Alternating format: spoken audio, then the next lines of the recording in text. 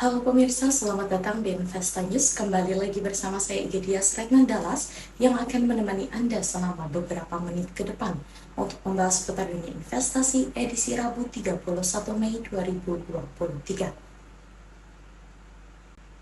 Berita pertama pada hari ini, indeks harga saham gabungan terpantau melemah pada perdagangan Selasa. Indeks ditutup terkontraksi 0,67% atau setara 44,68 poin menuju level terendah hariannya di 6.636,42. Sepanjang perdagangan indeks komposit berfluktuasi dan sempat menyentuh level tertinggi hariannya, yakni pada level 6.700,24. Indeks sektoral yang mengalami penurunan paling tajam adalah sektor perindustrian dengan koreksi 1,42%,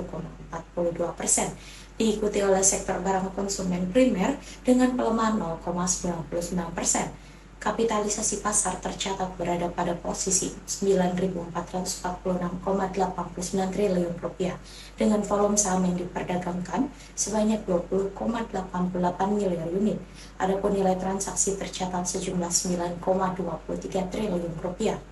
Beberapa saham berkapitalisasi pasar besar yang ikut menekan laju gerak IHSG antara lain PT Astra International yang terkoreksi 1,52%. Lalu ada saham PT Bank Rakyat Indonesia yang melemah 0,9%. Dan saham PT Telkom Indonesia terkoreksi 1,9%. Dari dalam negeri, Bank Indonesia memperkirakan pertumbuhan ekonomi Indonesia akan mencapai kisaran 4,7% hingga 5,5% pada 2024. Perkiraan tersebut lebih rendah jika dibandingkan dengan proyeksi pemerintah yang lebih optimis pada kisaran 5,3% hingga 5,7%. Gubernur Bank Indonesia Peri Warjio menyampaikan bahwa perkiraan tersebut masih mempertimbangkan kondisi global yang masih tidak menentu. Sementara itu di Asia, bursa saham cenderung menghijau. Adapun di Amerika Serikat, ketika indeks acuan utama tutup karena libur. Di global, pelaku pasar masih merespon pencapaian kesepakatan tentatif negosiasi plafon utang Amerika Serikat senilai 31,4 triliun US dollar antara Presiden Amerika Serikat Joe Biden dan anggota Kongres utama dari Partai Republik Kevin McCarthy. Namun pasar menilai kesepakatan itu masih menghadapi jalan yang sulit untuk melewati Kongres sebelum Amerika Serikat kehabisan uang untuk membayar utangnya pada awal Juni mendatang. Di sisi lain, pasar juga masih menantikan sejumlah data ekonomi yang akan dirilis pekan ini, seperti PMI manufaktur Cina dan PMI non-manufaktur, data lowongan pekerjaan Amerika Serikat, pengeluaran konstruksi Amerika Serikat, klaim pengangguran awal Amerika Serikat, hingga non-farm payrolls Amerika Serikat. Berita selanjutnya datang dari proyeksi IHSG. Indeks harga saham gabungan kembali merosot setelah 4 hari berturut-turut berada di zona merah. IHSG melemah 0,67% atau 44,68 poin. Equity Research Analyst Putra Sekuritas Alex Pascalis Tambolan mengatakan pergerakan IHSG dipengaruhi oleh kesepakatan plafon utang atau debt ceiling Amerika Serikat antara Presiden Amerika Serikat Joe Biden dan House Speaker Kevin McCarthy. Keduanya telah mencapai kesepakatan tentatif pada Sabtu. Meski begitu, sejauh ini belum ada kesepakatan resmi di antara keduanya. Padahal tenggat waktu tercapainya debt ceiling di Amerika Serikat semakin dekat, diperkirakan pada 5 Juni 2023.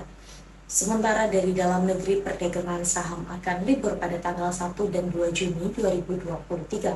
Hal ini turut mempengaruhi sikap hati-hati para pelaku pasar. Selama periode tersebut, Bank Sentral Eropa juga dijadwalkan mengumumkan kebijakan suku bunga acuan. Sedangkan Amerika Serikat akan merilis data sektor tenaga kerja. Head of Research Jasa Utama Capital Sekuritas Gerald Tanuwijaya juga mengatakan pelemahan IHSG dipengaruhi oleh banyaknya ketidakpastian dari penyelesaian batas utang Amerika Serikat. Selain itu, ada peningkatan probabilitas kenaikan suku bunga The Fed sebesar 25 basis point. Pelemahan IHSG juga dibebani oleh turunnya saham-saham yang punya bobot besar terhadap IHSG seperti BYAN, UNTR, dan ASII. Jerome memperkirakan IHSG pada Rabu berpeluang kembali melemah dengan rentan 6.600 hingga 6.700, sedangkan Alrik memperkirakan IHSG hari ini akan berfluktuasi di sekitar support 6.650 hingga 6.660. Secara teknikal, ada kecenderungan IHSG melanjutkan koreksi ke kisaran 6.620 hingga 6.630 di hari terakhir perdagangan pekan ini. Alvin merekomendasikan saham BBRI, Gotoh, PGAS, PTBA, SMGR, ARTO, BBTN, dan juga PTPS. Beralih pada sektor komoditas, harga emas dunia terpantau berbalik menguat pada perdagangan Selasa setelah dibuka tertekan. Pergerakan harga emas didorong oleh kesepakatan yang baru-baru ini dicapai untuk menangguhkan sementara pagu utang Amerika Serikat yang menyebabkan beberapa ketidakpastian. Presiden Amerika Serikat Joe Biden dan Ketua DPR Kevin McCarthy telah mencapai kesepakatan akhir untuk menangguhkan plafon utang 31,4 triliun US dollar hingga 1 Januari 2025.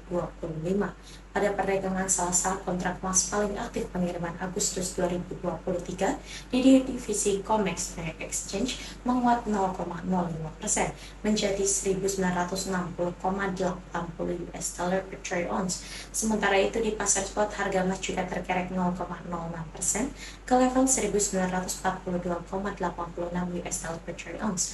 Adapun indeks dolar Amerika Serikat naik 0,15% menjadi 104,305. Dari dalam negeri, harga dasar emas 24 karat antam ukuran 1 gram dijual Rp1.048.000, naik Rp1.000 dibandingkan posisi sebelumnya. Adapun harga buyback emas antam berada di level Rp939.000 per gram, tidak berubah dibandingkan perdagangan sebelumnya. Selanjutnya pada sektor komoditas yang kedua, harga minyak mentah dunia bergerak turun pada perdagangan Selasa. Penurunan harga minyak mentah membaik kenaikan pada sesi sebelumnya di tengah kekhawatiran kelangsungan kesepakatan plafon utang Amerika Serikat. Sentimen ini mendinginkan sentimen di pasar. Selain itu, beragam pesan yang datang dari sejumlah produsen utama minyak mentah membayangi prospek pasokan menjelang pertemuan pada akhir pekan ini. Pada perdagangan Selasa, harga minyak West Texas Intermediate pengiriman Juli 2023 menurun 1,28% menjadi 71,94 US dollar per barel di New York Central Exchange. Adapun harga minyak mentah Brent pengiriman Agustus turun 1,18% ke level 76,16 US dollar per barel di London Futures Exchange.